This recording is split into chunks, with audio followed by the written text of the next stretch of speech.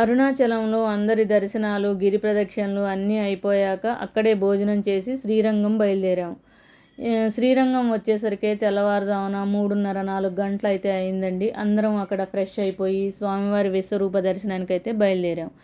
మేము వెళ్ళే సమయానికే చాలామంది ముందు నిలబడి ఉన్నారు. ఆ సమయంలోనే తెల్లటి గుర్రము, నల్లని ఆవు, ఏనుగు స్వామి దర్శనం చేసుకొని బయటకైతే వస్తున్నాయి.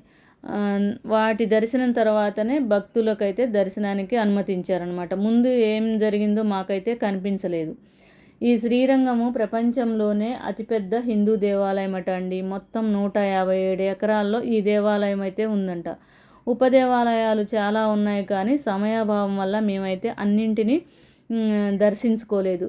ఈ శ్రీరంగములో 21 గోపురాలు అయితే ఉన్నాయండి. చుట్టూ ఎటు చూసినా దేవుళ్ళ గుళ్ళ ఊరులాగా ఉందన్నమాట. నాకైతే చాలా బాగా అనిపించింది. నేను రెండోసారి ఇది వెళ్ళడం. చూడండి, నల్లటి ఆవు అక్కడ కట్టేసి ఉంది, మీరు చూస్తారని ఈ ఆవునైతే షూట్ చేశాను. అలాగే స్వామివారి దర్శనం చేసుకొని అమ్మవారి దర్శనం కోసం వెళ్ళే మార్గ మధ్యలోనే 5 వేళ్ళు పట్టే ఒక రంధ్రం అయితే ఉందండి. అక్కడ ద్వారం దగ్గర అందరూ అక్కడ పెట్టి చూస్తున్నారు. నేను ఏంటో అనుకున్నాను. రిటర్న్లో తిరిగి వచ్చి అడిగేటప్పుడు చెప్పారు. ఏంటని అడిగితే, ఇది అక్కడి నుంచి స్వామివారిని చూస్తే మోక్షం లభిస్తుందనే నమ్మకం అయితే ఉందంటండి.